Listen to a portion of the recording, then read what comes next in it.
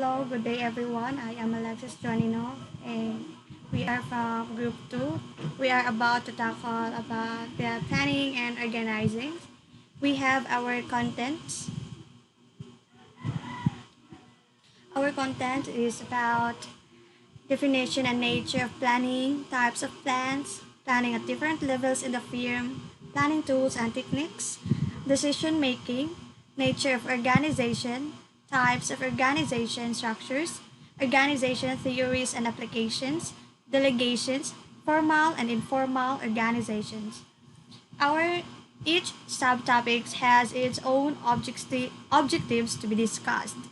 The first to discuss is will be discussed by Abari Joshua. So can I have Abari Joshua to discuss the first subtopic? Okay, thank you so much, Alex.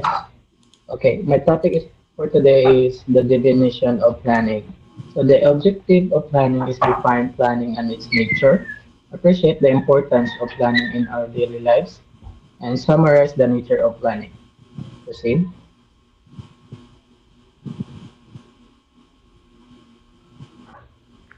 What is planning? Planning is one of the major functions of management. It is a process that involves the settings of organizations' goals, establishing strategies for accomplishing those goals and developing plans of actions that managers intend to use to achieve said organization goals. Okay, so planning is the process of formulating a set of coordinated action to reach the desired goal based on a strategy. This importance of planning is that it is a dynamic ongoing process to reach an overreaching goal that involves minor, frequently updated priorities to incorporate new information and new procedure to tackle any unforeseen developments. Proceed.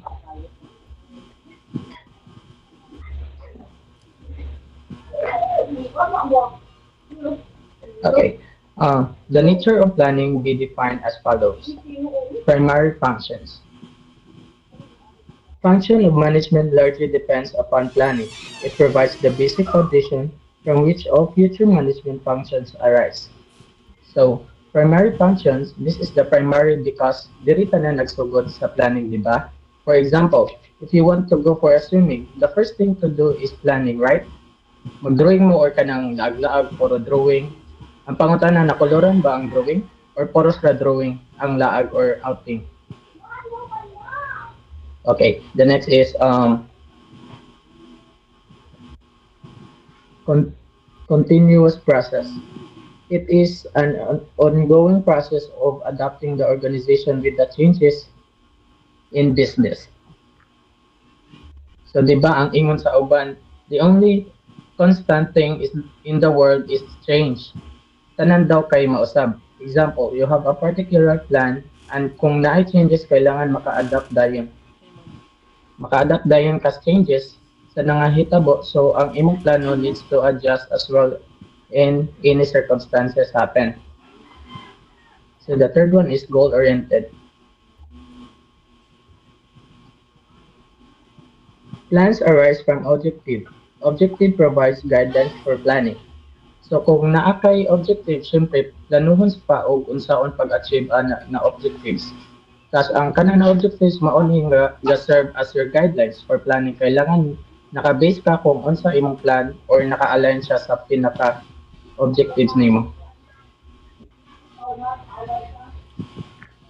Okay, for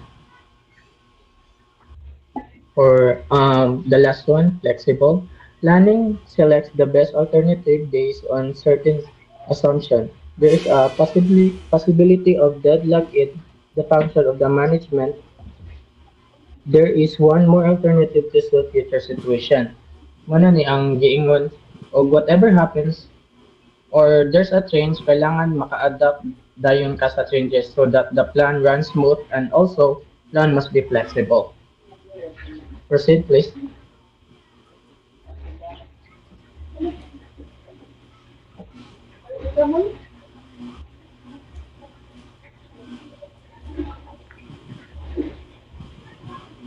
Operation types of planning. Operational plans. Operational planning can be ongoing or single use. The latter is usually created for a specific event that will only occur once, such as in car marketing campaign. Ongoing plans can include rules and regulation procedures and the day-to-day running of the company. In operational planning, this is a type of plan is when we use the operational business, as we known as describe the day-to-day running of the company or often described as single-use plans or ongoing plans. Example of these are plans that are created for events and activities such as marketing campaigns. The next one is strategic plans. Strategic planning is the foundation of organization. Essentially, strategic plans indicates the important decision made within a business. Strategic plans can have scopes that range from 3 years to 10 years. These plans include the organization's mission, values, and vision. A good strategic plan always considers things in the long term and remember the big picture. In strategic planning, it is the high overview of the business, and this is the foundation basis of the organization, analyzing the strength and weakness of the organization. In the simple way to understand, the strategic more on strategies on regards on operations of the business kung unsaon paglago sa business or unsaon pag-expand. Proceed please.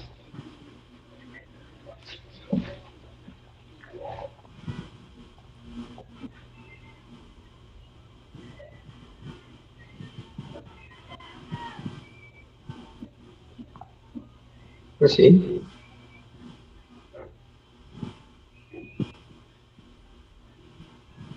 Types of planning.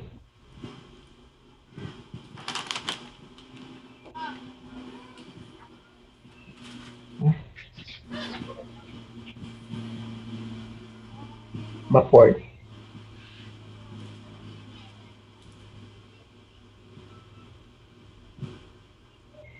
Types of planning.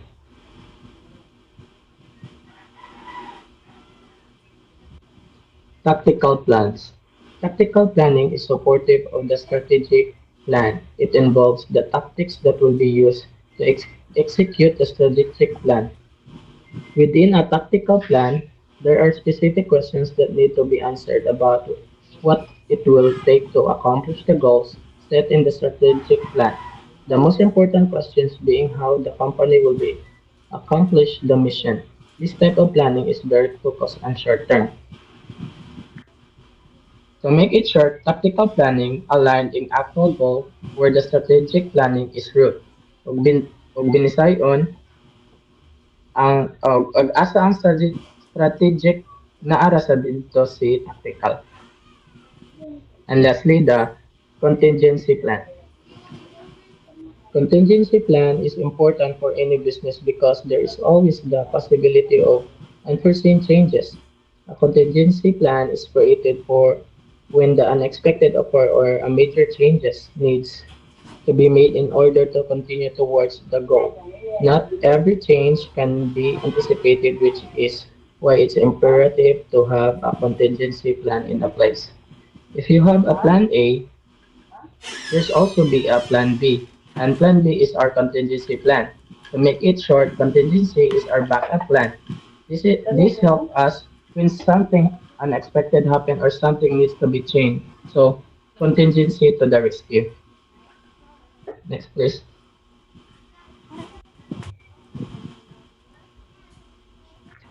So this is the importance of planning. First, it helps in decision making, motivates the personnel, help achieve objectives, gives right direction, encourages creativity and innovational media marketing, and reduce business related risk. Planning is important because it help us to identify our goals clearly. It make us decide clearly and concretely that what we need to do to have the effect on society that we want. It helps us make sure that we all understand our goals and what we need to do to reach it by involving everyone in the planning process. That's all. Thank you.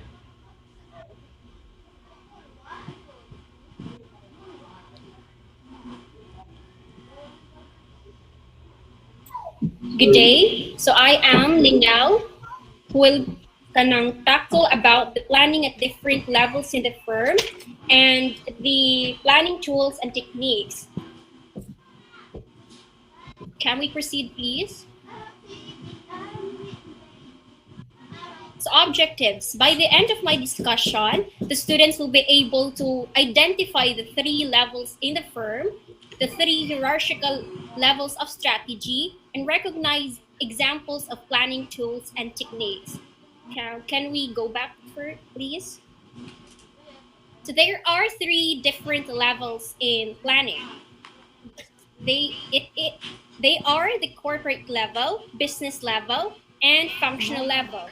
Planning is essential to an organization's continued success. In an organization, business planning is carried out at many levels, frequently in a hierarchical manner, creating plans to accomplish the objectives established in the level directly above with each level. So almost everyone's organization involves planning at various levels because it provides direction to all the organizations, human resource like the managers and employees, and reduce uncertainty and minimizes waste of time, effort, and resources. Next, please. So first, we have the corporate level. Most medium-sized corporations have a corporate headquarters. The leaders of these teams frequently belong to the corporate headquarters senior executive team. So the authorities that are in this level are the CEOs, senior executive, board of directors, and corporate staffs. So in this level, um, the the senior executive focus on the whole firm or organization. So ang planning sa level na ito is primarily for the whole firm or organization, the top management. So in this level, corporate executives concentrate mostly on issues like what sectors should we enter. So before the organization success we build, planning is needed for to assess the company's goals and objectives. So before that, we need or the organization needs to plan out what industry should the organization get into. So kung ano ang business ng isang organization, after planning it out or after finding it out, they focus na on the which markets should the company target. So kung sino-sino ang magiging market ng organization or the company. Next, in which business should the corporation invest money? So, kung ano ang business line ng isang organization at kung paano ang pag-i-invest. And last, we have what resources out to be divided among the various businesses. So, kung paano ang pag-a-allocate ng resources. Next, please.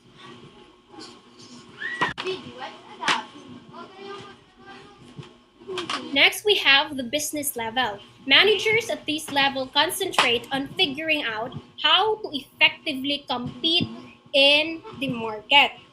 So managers plan, yung planning talaga dito is really for the manager, for the business. Unlike sa corporate level na for the whole firm or organization. In the business level, they specifically plan out for the business. So na nice certain market, and the authorities that are in this level are the divisional managers and the business managers. So managers seek to answer issues like this at this level.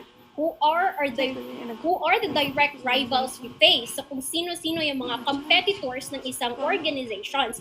Because in business world, there are a lot of rivals talaga. So we really need to know who are our direct rivals and to know what are their advantages and disadvantages. Also to know what are our advantages and disadvantages and to distinguish us from our rivals.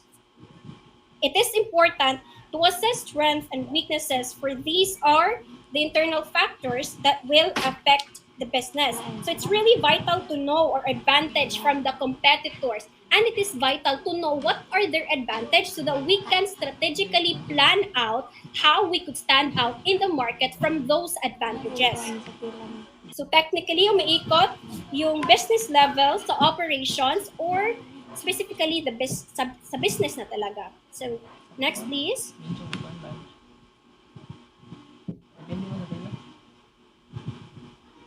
Next slide please.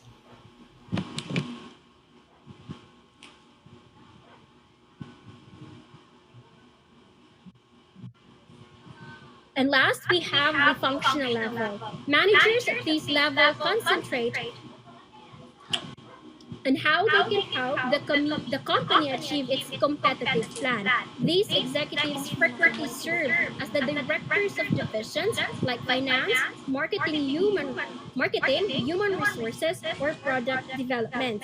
So managers at this level focus on how they can facilitate the achievement. So sa level na ito, mga subunits na ito or head of the department. Often the heads of the department, such as finance, marketing, human resource, or the product development. So specific from the specific. So sa business level, they are specified to plan out for the business. In functional level, they are specified. Kanang more specific pa jud sa business level na if you are from the finance department, you will plan for finance. If you are from the marketing department, you will plan for the marketing. So depending on the business structure, this may include managers in charge of operations within a certain geographic area or managers in charge of certain retail establishments. So at this level, managers make an effort to respond to queries like what task must my unit successfully complete in order to satisfy customers' interaction. So in this level, the authorities that are in are the level operational managers handling individual functions. So paano siya kanang specifically such as accountants, finance, and etc. So, but everything must be aligned in the ultimate goal of the whole organization. So kahit specified na siya, for example, for the finance plans, for the finance, and marketing for the marketing, everything must be aligned pa rin sa ultimate goal. So it's just like the tree that branches out. And next, please.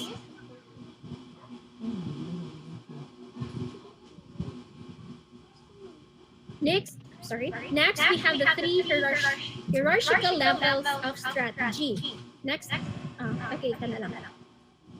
In the three hierarchical levels of strategy, it is a set of analytical tools called a strategy that are used to comprehend and shape your company's position in the market. So this is the alignment of your company's internal capabilities and external environment is a key component of enterprise strategy. So in the corporate strategy, the managers should plan out to where the business should be in. So they must choose the markets wisely.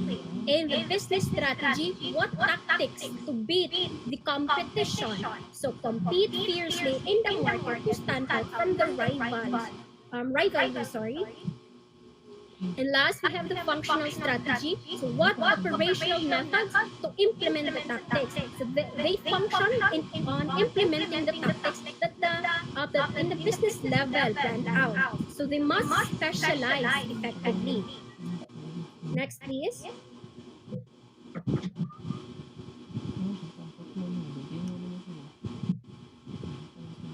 Next slide, please. Techniques. Planning techniques are the procedures or methods that planners use to create or assess their plans, programs, and policies. So managers use techniques to help develop plans. Next, please.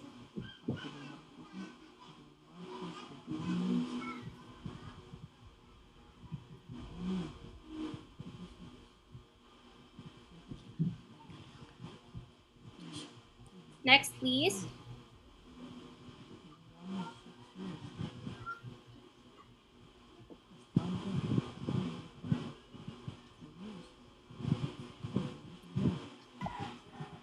So there are a lot of examples of planning tools and techniques, and I will just discuss few of it.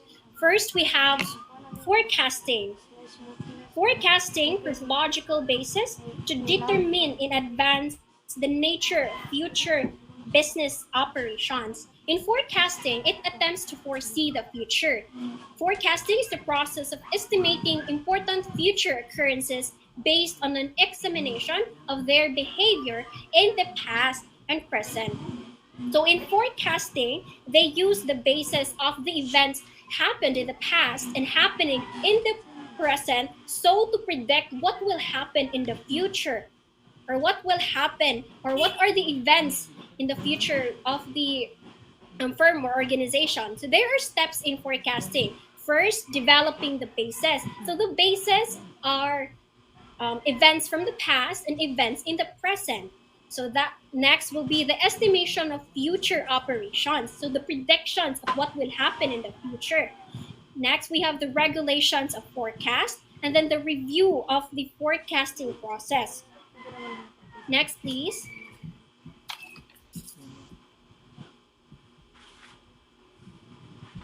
Second, we have the contingency planning. Contingency planning identifies different options to consider when something goes wrong.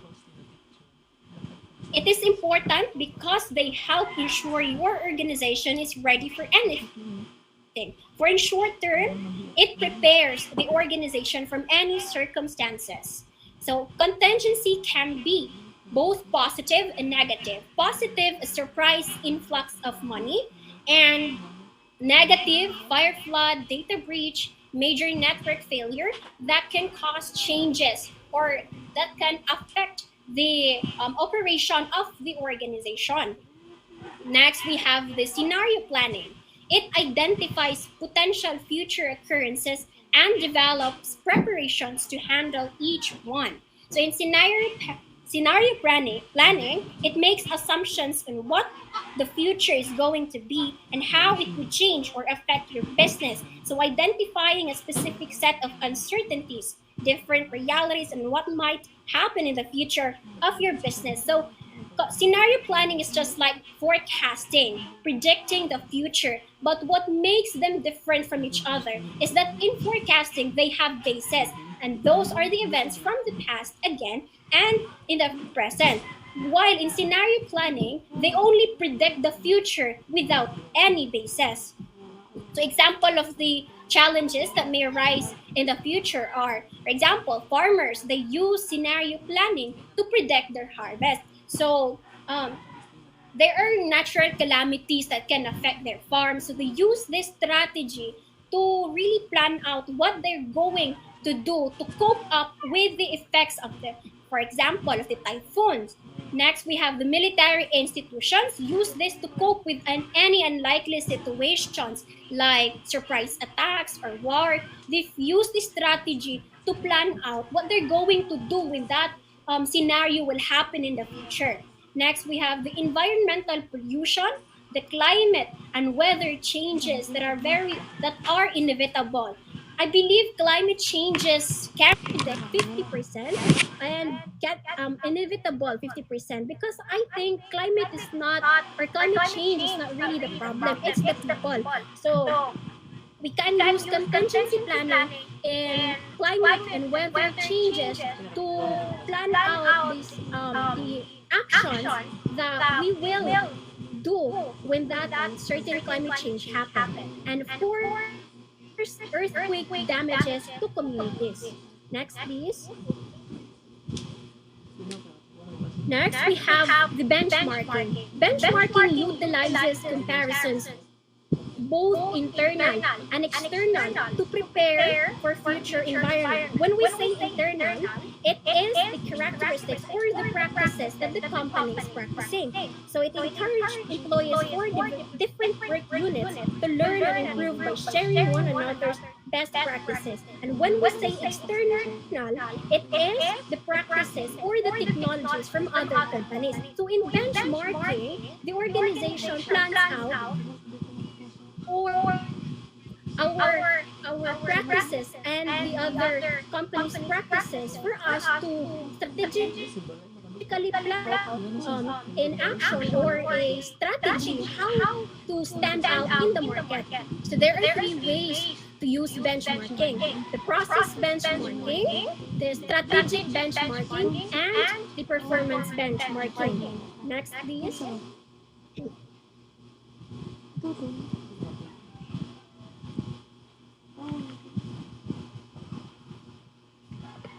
And last, we have the participatory planning. A participatory planning is a method of urban planning that places a strong emphasis on involving the whole community in planning and management processes. So, a participatory planning often considered as part of community development. So, for example, that certain company eh, creating a plan, and they let the community involved in the planning so that they can harmonize views among all of its participants. So to balance the company's views and the community's views, because the community can be the company's potential customer or consumer. So that's all. Thank you. Next, please.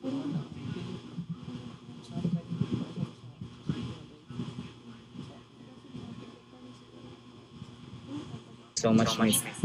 So, I audible.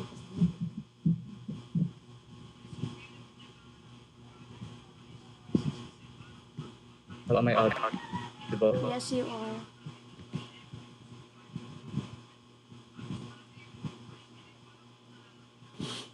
All right. So, moving forward, John Robert Hassan, and I'm going to discuss about the decision making.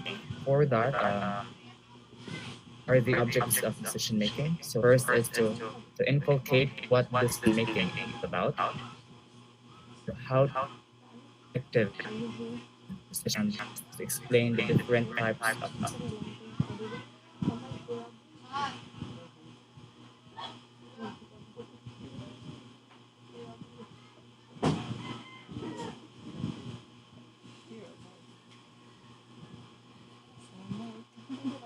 so decision making is an act or a process of choosing or making choices that you think that is right and important. So it is a series of steps taken by an individual or an organization or a group of people that determine the best option or course of action that they need to do in order to meet their needs. So next. So the definition between decision and decision. So decision is a choice made between two or more available alternatives. So decision making is the process of choosing the best alternative for reaching objectives. While decision making can be defined as a process of choosing between alternatives to achieve a goal. It is the process by which an individual chooses one alternative from several to achieve a desired objective. So I think it's understandable. So moving forward, so here are the factors that need to consider in making an effective decision. So first is the perception. So some of us makes decision from what we perceive or understand. Next is priority. Next is acceptability and risk. Of course, risk. We need to see what are the possible risks that we may encounter along the way in making decisions. So it's very important to consider the risk and resources, goals, values, demands, or judgment. Judgment. So I'll not be tackling that one by one. I think it's very understandable.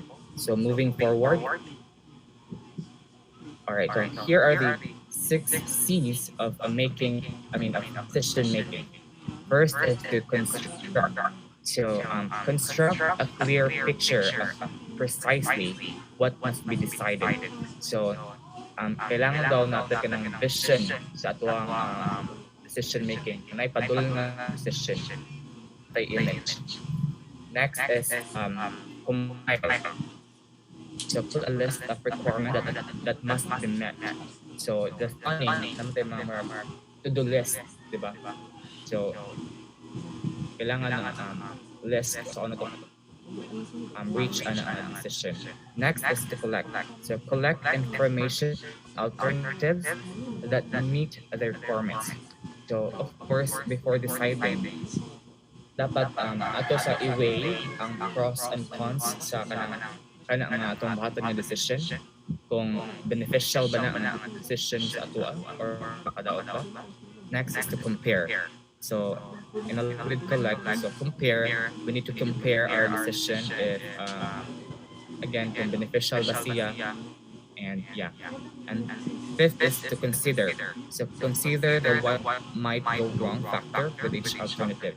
So of course we need to consider kung say mga possible thing na may tabo along the way sa paghimo sa atuang decision. And lastly, commit. So we need to commit to a decision and follow through with it. So moving forward. So here are the types of decision. Basic decision or strategic decision, administrative decisions, organizational or personal decisions, policy of decisions, individual and group decisions, routine decisions, and adaptive decisions. So I'll be tackling that one by one. So next. So the first is basic decision or decision. So all basic decision is strategic decisions involving large range commitments and large investment. So in strategic decision, it entails weighing the pros and cons of situation and devising a step-by-step plan to achieve your objectives. So a slight small or small mix in this decisions would seriously the entire organization. Mga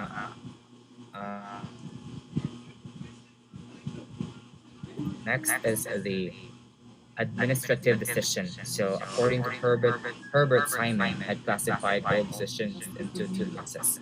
So program decision, it involves organizations which and develop specific process for handling this decision. So standing operating procedures and policy. And next is while non-program decisions, they relate to general problem-solving process. They involve judgment, intuition, and creativity. So in administrative decision, it is to be taken as to which grant shall be paid to which person and which shall not. So like for an example, so the employee complains about the penalty is too harsh. So the responsible staff member considers the employee's and decides to not alter penalty. So the decision is a reviewable administrative decision. So first log a process before making including specific decision. Next is organizational personal decisions. I think it's very understandable from the word itself. So organizational decisions reflect company policy. So they can be delegated or transferred to others. So delegated, which means that entrust to others an decision. While personal decisions refers to those made by a manager as an individual, and this can be delegated. So kaning nga decision ang loosely siya nga ang manager ni siya ang naka-decide, di ba entrust to others because may some decisions na ang manager ay naka-decide. So next.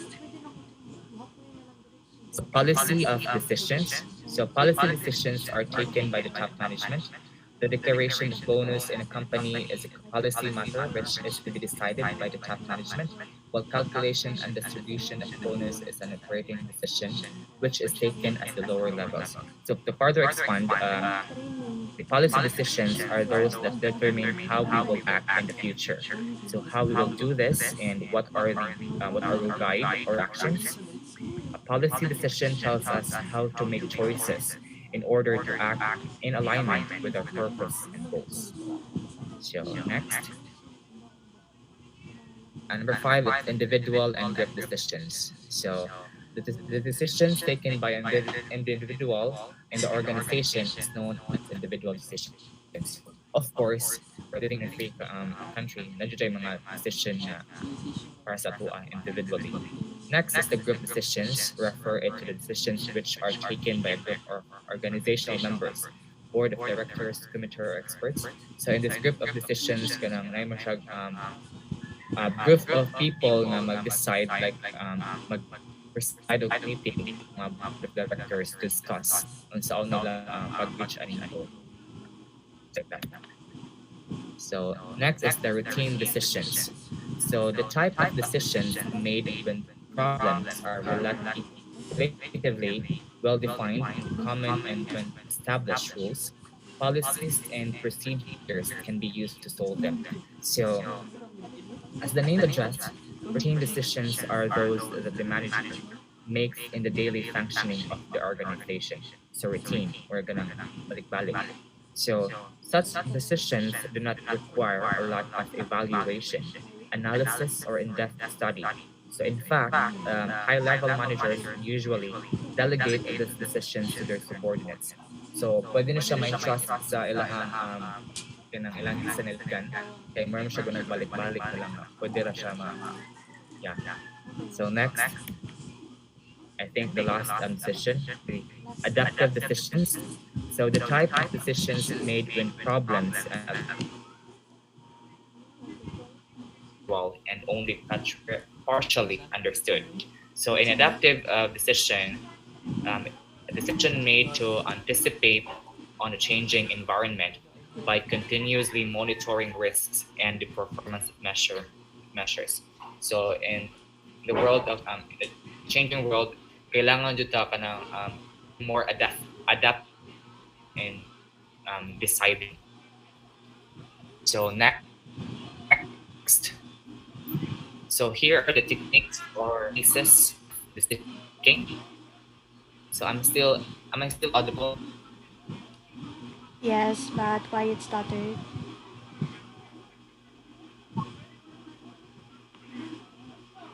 All right, so thank you. The first is intuition.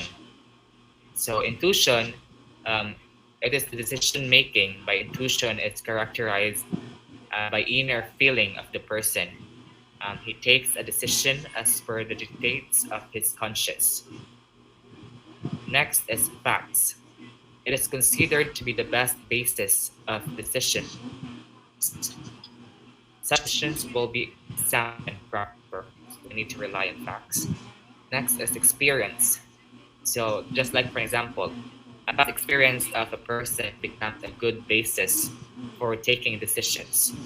So when a similar situation arises, the manager can rely on his past decisions and takes similar actions.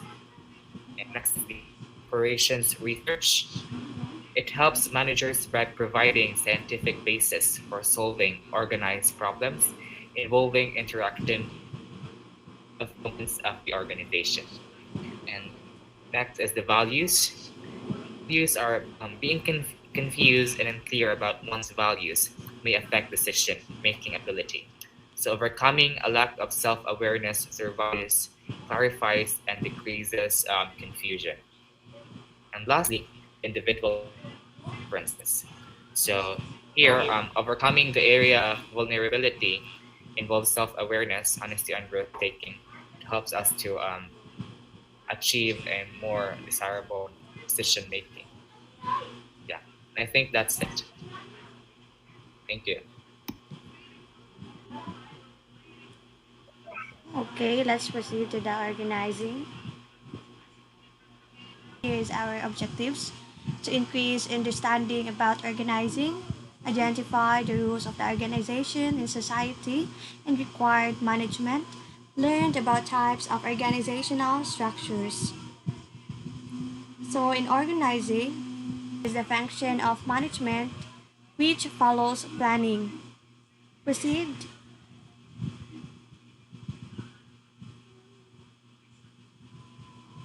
So it is a process that involves the coordination and fusion of human, materials, and financial resources. That's how we define organizing. So as a result, organizational functions aids in achieving results which are crucial for a business to operate effectively. Chester Bernard asserts that organizing is a function by which the concern is capable of defining the role positions, the linked duties, and the coordination between authority and responsibility. Consequently, a manager must always plan in order to achieve goals. Proceed.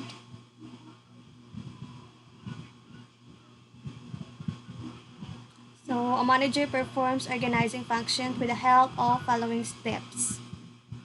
Identification of activities. So, all the activities which have to be performed in a concern have to be identified first, and you have to plan it beforehand. Departmentally organizing the activities. In this step, the manager tries to combine and group similar and related activities into units or departments. Classifying the authority. So presentations are once the departments are made. The manager likes to classify the powers and its extent to the managers. Tools that can be used as lectures, speeches, reports, and more are examples. So the coordination between authority and responsibility.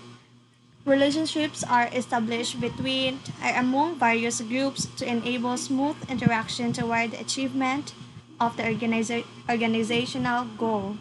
So each individual is made aware of his authority and knows whom they have to take orders from and to whom they are accountable and to whom they have to report. A clear organizational structure is drawn and all the employees are made aware of it. So in classifying the authority, that activity if giving a rank in order to managerial positions is called hierarchy. The top management is into formulation of policies, the middle level management into departmental supervision, and lower level management into supervision of foremen. The clarification of authority help in bringing efficiency in the running of a concern. So this helps in achieving efficiency in the running of a concern and avoiding wastage of time, money, effort in avoidance of duplication or overlapping of efforts, and this helps in bringing smoothness in a concern's working. So that's how we classify the authority. In the departmentally organizing activities, this organization of dividing the whole concern into independent units and departments, that's what we called departmentation. And the example of the first activities, which is the identification of activities, is that the preparation of accounts, making sales, record keeping, quality control, inventory control, and more to mention. So all these activities have to be grouped and classified into units. Proceed.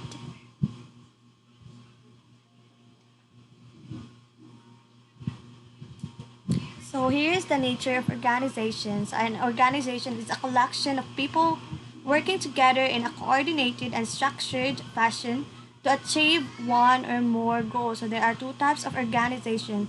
That is the formal organization and the informal organization. Proceed.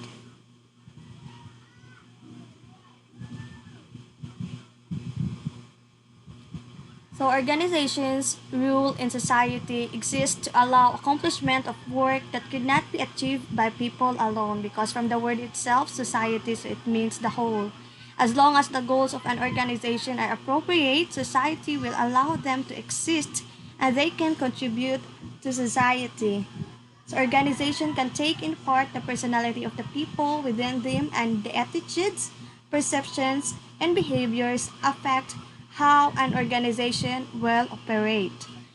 So the next one is the organization's required management. In this part, the organization use management to accomplish the work that is required to achieve the goals.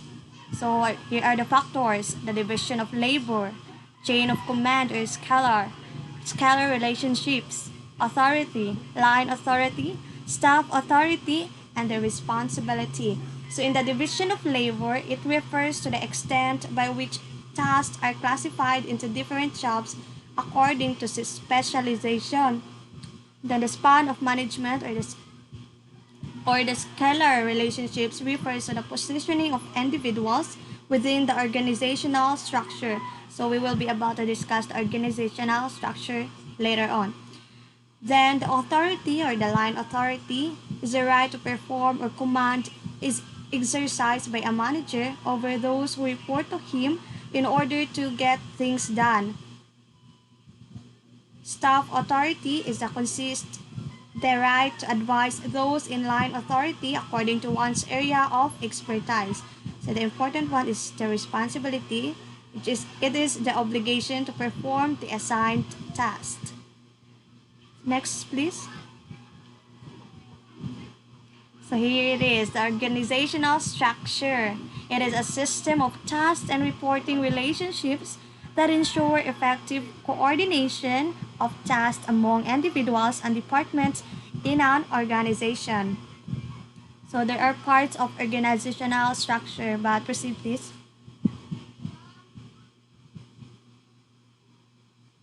So here, the functional departmentalization, product departmentalization, geographical departmentalization, and customer departmentalization. So the first is the functional. It is the establishment of a department based on tasks. The product departmentalization is the result when people are grouped according to product line. And the geographical is made based on territory from the word itself. Geographical means to locations itself. The customer is depends on the type of customers catered to, who can be grouped according to their specialized needs, since we varies in our needs and that the customer should be satisfied for our products. And the next, so here are the examples. The product, the good produces or service. Examples are the store manager or the fashion or the furniture are the examples of the product. The geographical is the location of activity. As you can see in the screen, there is the Asian division or European division. Then the customer services or client. For instance, the travel agency manager individuals or in the schools. Then the process is the competent activities, the designs, the production manager, assembly and testing, packing and dispatching. So that are the examples of those departmentalization and the line organizational structure. Yes, if in the world of business, as you can see, we have the CEO, the production manager, the marketing manager, assistant, engineers, sales officers, salespersons, and the members or the board of members. Next, so there are 10 types of organizational structures that is commonly used by businesses with pros and cons for each. So the first one is the hierarchical structure. It is an organizational structure where employees are grouped and assigned a supervisor. It is the most common type of organization structure, so employees may be grouped by the role of or function. Geography or type of products or services they provide. So this structure is often depicted as a pyramid because there are multiple levels or authority with the highest level of leadership at the top, their direct employees below them, and so forth. So benefits of this type of structures include the establishing clearly defined levels of authority, promoting teamwork and department loyalty, fostering employee development and promotion opportunities. So related there is the next one, the functional structure. It is an organization is set up by function. People are grouped according to skills, knowledge, and know-how. So when we say know-how, their capabilities. So in a functional structure, the organization is divided into groups by rules, responsibilities, or specialties.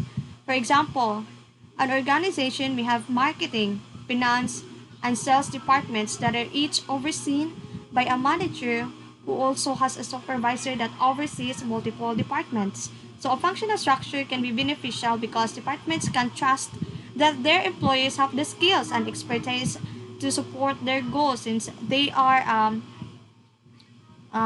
like they choose thoroughly.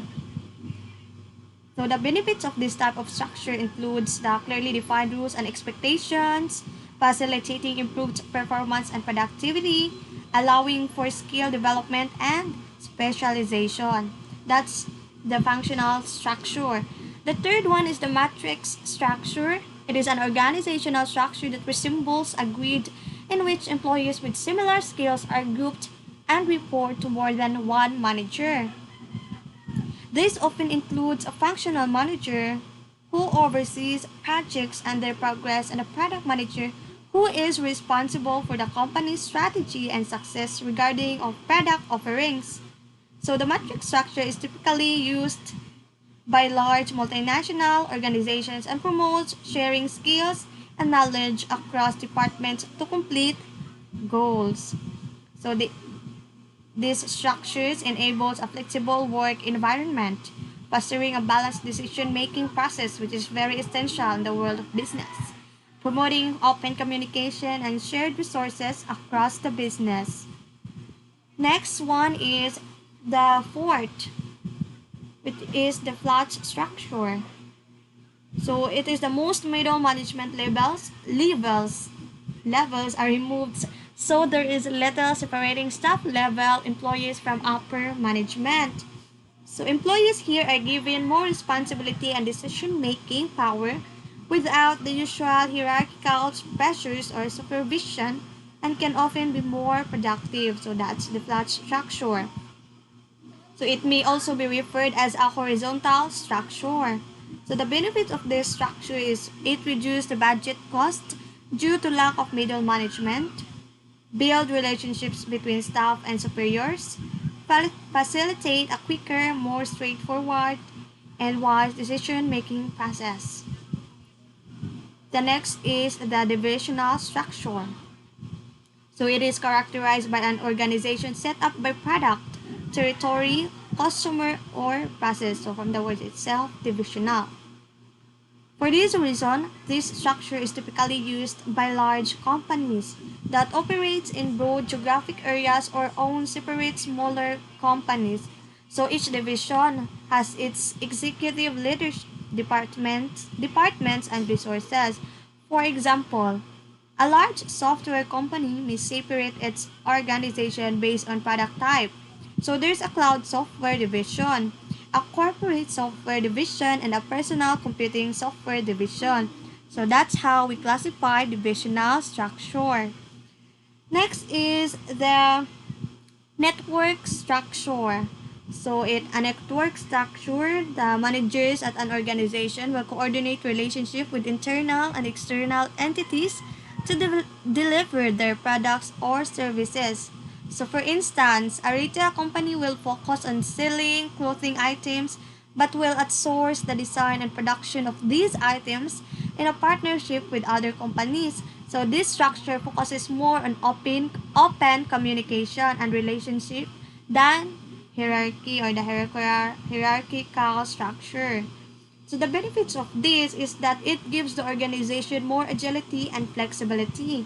It allows the core company to focus on what it's best at and helps lower costs through outsourcing since from the word itself, the network.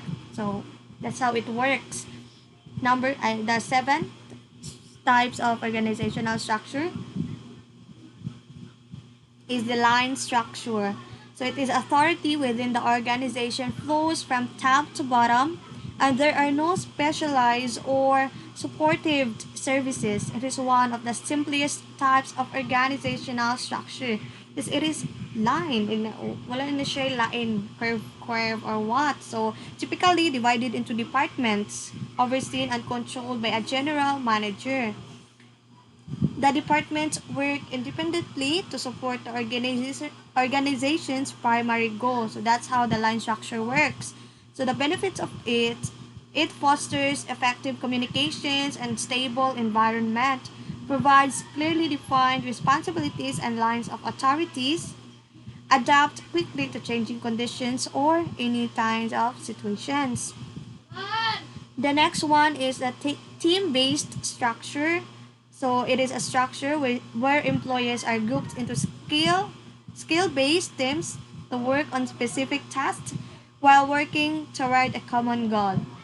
Often, this is a flexible structure that allows employees to move from team to team as they complete projects. So these structures focuses on problem solving and employee cooperation. So from the word team, so there is teamwork and cooperation. So it allows to help streamline an organization's process by breaking down silos, enable more decision-making power with minimal management, increase flexibility by focusing on experience instead of seniority. So they are more on experience and skills rather, instead of superiority or seniority. Next one is the circular structure. A circular organizational structure relies on a hierarchy to depict higher level employees within the inner rings of a circle and the lower level employees on the outer rings. So seated at the center of the organization, see to it that the leaders do not send orders down the chain of command, but rather outward. So while many other structure types contain different departments that work independently with individual goals, this structure removes that strict operation or separation. It looks at the bigger picture with all departments being part of the same as a whole. That is the circular structure. So it benefits the type of structures that includes encouraging communication, promotes the free flow of information across the business, collaborating amongst departments rather than separation. So it's more on collaboration than separation or individual um, works. The last type of organizational structure is the process-based structure. So this is the organization that is designed around the flow of its processes and how the duties performed by its employees interact with one another. So instead of flowing from top to bottom, this structure outlines services from left to right. So an executive at the top of the structure oversees the departments below, representing the different processes, but each process cannot start until the one before it has finished rather. And each department will have its own management and team working to fulfill its duties so that the business can move on to the next task and eventually reach its ultimate goal such as selling a product to consumers or build relationship with them. So that's how the 10 types of organizational structure works. Now let's proceed to the next topic. So the next subtopic is the organization theories and application, and this should be report by Ms. Mamolo, but sad to say that she is nowhere to find. Kidding aside, so let's continue the organization theories and application. So the objectives are the knowing what organizational theories is, identify the three major organizational theories, importance of the organization theories, and application. So proceed.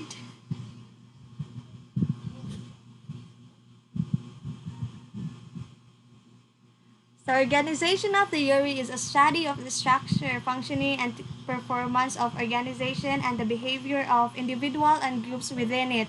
So it is one method by which professionals can investigate productivity and efficiency in business and bureaucracies. So that is the theory. So there are lots of theories in the world of organization and the world of business.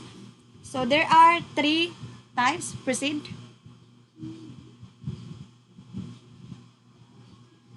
So there are three main theories of organization, namely classical organization theory, neoclassical organizational theory, and modern organizational theory. I guess from the word itself, you have the idea. So let's proceed to the first one, which is the classical organizational theory.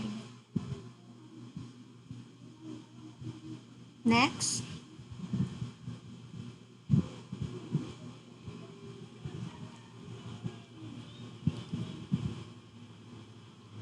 So classical organization theory is the beginning of a systematic study of organizations, mainly from a rational perspective. So it is an organization viewed as a machine, human beings as components of machines. So not literally machines that we know, but in machines for the organizations, like the three classical organizations: the scientific management by Frederick Taylor, bureaucracy model, administrative management. So that's the classical organization theory.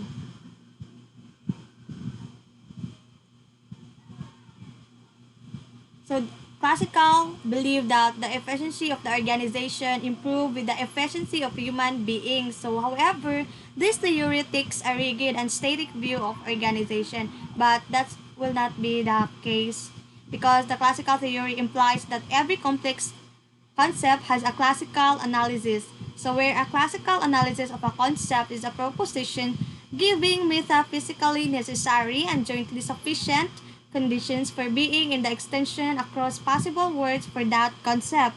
So that's how the classical organizational theory work. So the next one is the neoclassical. Proceed please.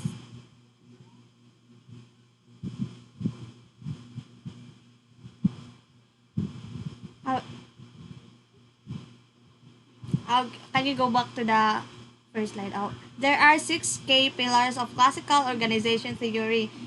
So, there are division of work, departmentalization, coordination, scalar and fractional process, structure and span of control, which was being discussed by me rather. So the next is the neoclassical.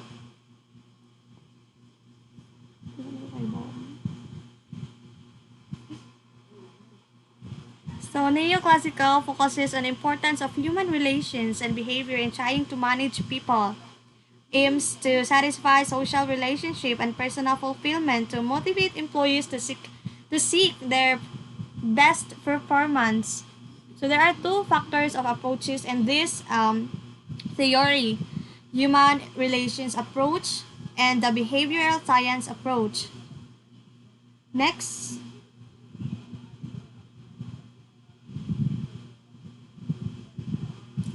So Elton Mayo, the father of human relation management from 1924 to 1932, due to his enormous contributions to the field, excuse me, he invented the Hawthorne experiment at Western Electric Company. So the other one is the Maslow, the needs of the need here, the hierarchy of needs theory. So Maslow is the one who discovered that needs, the hierarchy of needs. So the pyramid one, if I'm not mistaken.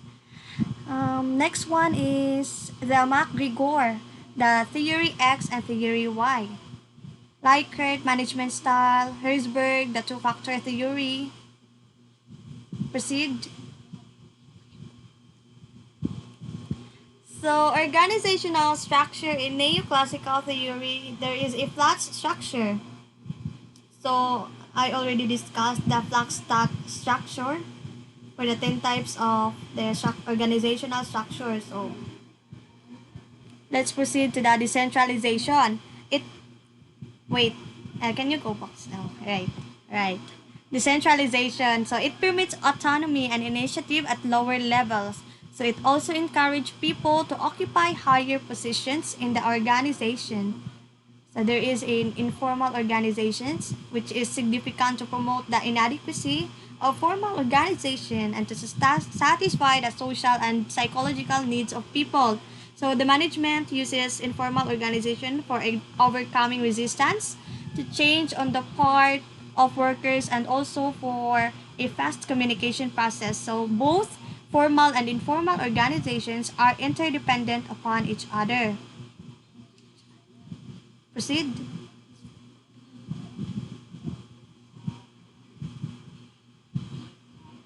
So the modern organizational theory. So it describes organization as an open social system that interacts with its surroundings in order to survive. So this came to the existence in early 1960s. So it is called modern theory because it includes multiple management development approaches. So this theory considers interactions between people with an organization and the surrounding environment, as well as the interpersonal interactions between members of the organization. So the distinctive qualities are the conceptual analytical base, its reliance on empirical research data, and its integrating nature. Proceed.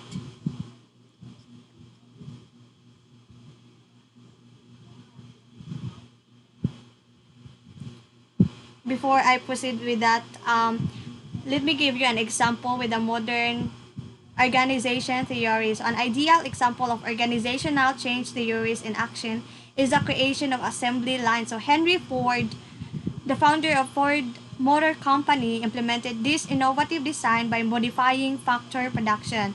The assembly line method, new parts are added at every workstation. So it is still used in many modern factories. So that's one of the example of a modern organizational theory. Modern organization is divided into two major types, those are the system theory and the contingency theory. So in systems theory, it is a theory that organizations are composed of many subsystems that aren't necessarily related to one another and yet work together to form the whole. So that's how the system theory works. So it composed of subsystems. So it is helpful for understanding things like organizational behavior, organizational change, and organizational development. The next one is the contingency. In this part, it contingency is also known as the situational approach. So it is an organizational theory that claims that there is no best way to organize a corporation, to lead a company, or to make decisions. So contingent. So that's how the contingency theory of organization approach. So it claims that there is no best way. Instead, the optimal course of action is contingent. So contingent, or what shall we say, dependent upon the internal and external situation. So example, if the leader rates the person they would least like to work with favorably, they are considered a relationship-oriented leader. So their strengths would include managing conflict well and developing strong workplace relationships. So that is example of contingency. Proceed. So here are the importance of organization theories and applications. So it will assist you in studying an organization. So its corporate designs, structures, and the behavior of individuals or groups. They aim to provide an overview of how organizations work and what they need to improve efficiency and profitability. Next.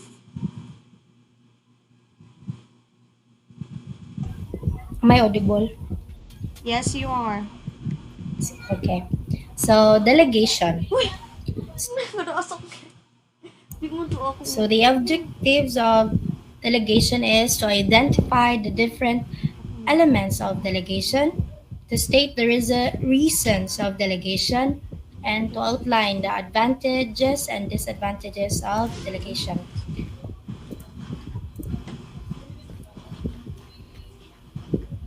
Next, please. Oh, sorry. So, delegation is assigning responsibilities and authority to someone in order to complete a clearly defined and agreed upon task, while you retain ultimate responsibility for its success. Example is giving directions to a subordinate and telling them exactly what to do, or assigning to someone to compile research or gather feedback or a report back to you so you can make informed decisions. So delegation it incorporates empowering your teammates through effective leadership. And that's also important not only for the development but also for efficiency. Next please. So there are three elements of delegation. So the first one is responsibility. So responsibility is it means assigning the work to an individual. So the manager can assign certain responsibility to the subordinates for the completion of a certain task on his behalf. So note is the manager can only assign the responsibility, and the case the subordinate fails, the manager will be answerable to his seniors. Thus, the responsibility allows upwards. So responsibility cannot be delegated, but it can be assigned. So as a leader, you can assign responsibility to another teammate in terms of the results that need to be achieved. However, you need to keep in mind that you only assign responsibility to your teammate. So the second element of delegation is the authority. Authority is to fulfill the responsibility of a uh, certain authority is delegated to the subordinate. Authority means the power to make decisions. So, authority can be delegated.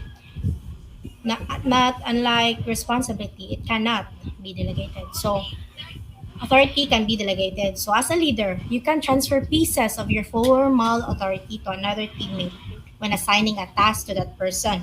In essence, you can deputize or stand in for your teammate to take action on your behalf within the boundaries of the delegated authority. Authority chiefly comes with the power of position. The more authority you have, the greater your ability to delegate higher level, more meaningful and challenging tasks to others to help them learn, develop, and grow. The third element of delegation is the accountability. The accountability is to check whether the subordinates are performing their responsibilities in an expected manner or not. The accountability cannot be delegated, which means in the case of non-completion of the task, the manager will only be held responsible for it, not the subordinates. The accountability also flows upward. Subordinates will be accountable to the manager and the manager to his superior. So accountability means obligation. Accountability is the moral compulsion felt by a teammate to meet the goals and objectives of an assigned task. Accountability means the answerability of the subordinate to his superior of his work for his work or performance. In other words, when a superior assigns job or work the responsibility to his subordinates, simultaneously he gives authority to them, which makes workers or subordinates accountable to their superior for that work performance. So, in simple term, accountability cannot be delegated to some other person. Next, please. So, the reasons for delegation. Managers must delegate routine work or tasks so that they are free to handle complicated issues that need higher authority. So, the managers can assign tasks to other person if they have a lot of things to do. So they have the right to delegate someone if they are kana daghan lagi kay sila buhatonon. And also delegate is important if there's someone who is more expert to handle a task. So if you, the manager, can't do editing skills and you have a subordinate can do it, you can assign them to do such things that you can't do. And also, the reasons for delegation is for learning opportunities or stretching subordinates, and also to promote teamwork. So, teamwork is important because it enables your team to share ideas and responsibilities, which helps them reduce stress on everyone. And lastly, to improve productivity. Next, please.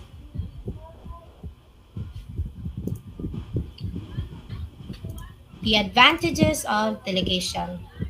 The gain new skills and abilities that can facilitate upward mobility. So it can this advancement may involve promotions that offer career growth.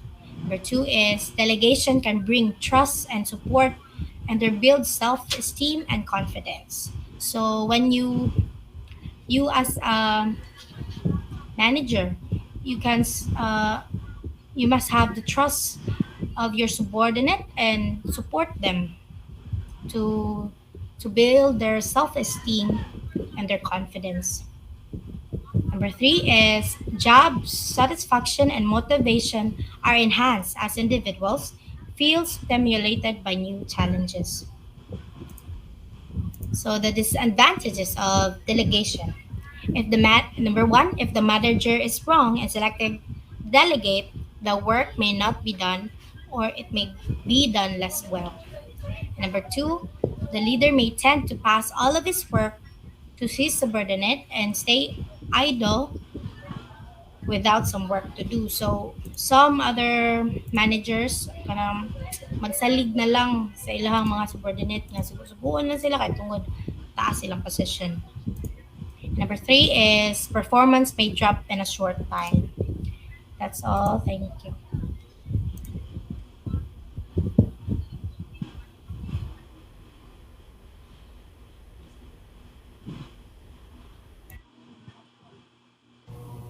So formal and informal organization, its objectives is to discuss the difference between formal and informal organization, able to identify its differences, and discover the pros and cons of formal and informal organization.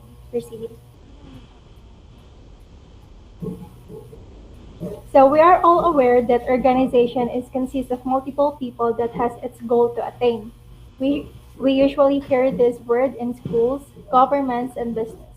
So what is formal and informal organization? So formal is the official blueprint of the organization that is combined into formal positions and offices with a hierarchical structure of authority. So formal organization usually occurs in a business and government organization where people are professionals, degree holder, and its goal is not just what could be better in a small community, but they serve in a large community. They maintain the formality inside the meeting area, has deeper and confidential plans, a clear and defined goals. While informal, it's an interpersonal relationship that does not have a blueprint and has a goal to meet but is not always clearly defined. So informal organization usually occurs in a school organization where meetings are usually spontaneous and everyone is capable to speak about their thoughts and opinions in agenda. There is more friendly interactions between its people and more like a quick run of its agenda. So basically, formal and informal organization has those differences, but they do serve one the same purpose and it's to attain their goals. They differ by their authority, structure, influence, communications, and purpose. Proceed.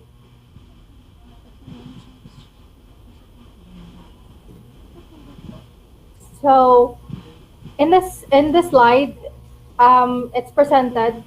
It's the differences between formal and informal organization. So in informal organizations, there is an hierarchy of authority, while informal it's hierarchy of friendship. As what I've said, there's interpersonal communication between in informal organizations, while formal organizations it's more professional because there is a subordinate relationship. Next is division of labor and informal organizations division into cliques, formalization, informal norms and procedures, impersonality, personal relations, formal communication, informal communications, and informal organization, and then formal leadership and informal leadership. Next. So the advantages and disadvantages of formal organization. In informal organization advantages, there is systematic work. There is a smooth functioning of an organization. So since it's planned ahead and there's a subordinate relationship, of course, what do we expect? We always have an clear, smooth, and no interruptions during its meeting during in an organization. Achievement of organizational objectives clearly set its achievements to establish organizational objectives. It's more on um, work purposes and what should be attained should will always be attained. There's no room for trial and error in this organization. No overlapping work. The work is divided so there is no chance of duplication or overlapping of work, coordination, and creation of chain command. It's easy to identify who to do its task since there is a superior subordinates relationship. And lastly, more emphasis on work. Disadvantages. Delay of work. More delays with this structure due to its chain command of actions where they don't make actions easily without its approval from superior subordinates. So, unlike with informal organizations, here in formal organizations, they could not take an actions easily.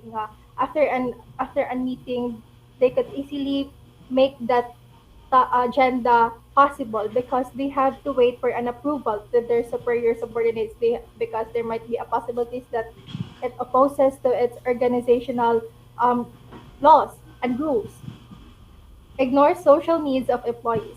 Since a, since it's a work-only focused structure, there is a less care on its employees. What they matter the most is the work and the quality of service its employee and could attain. Emphasize on work only. Ignores its employees' capability, talents, and better opinions. We could not disagree with this one that um, there is more better idea an employee could offer than its subordinate. So there's a kanang na-lock up ang idea sa usa ka instead of this idea could help for the betterment of its organization, but since there is a superior relationship, kanang mahilom na lang siya.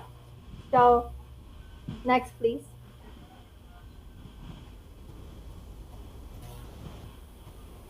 Advantage and disadvantages of informal organization. There is a fast communication. Informal structure does not follow scholar chain, so there can be a faster spread of communication. Fulfill social needs. Unlike with formal organization, they do matter with their employees' psychological and social need of employees, which motivate the employees. They help them to cope up and to have an interactions with their employees. Correct feedback. Since there is an interpersonal communication, it's easy to attain real feedback from its employees and gather strategies on its employee to improve performances. The disadvantages naman, there's an easy of spread humor since there's a lack of formality. No systematic working unlike in formal organization. Results may negatively impact. It opposes the policies and changes of management. Then it becomes very difficult to implement them in organization. More emphasis on individual interests. So due to its informal communications or informal organization, it's more like the decisions are to satisfy their individuals and not the betterment of organizational interest. And that ends the formal and informal organization.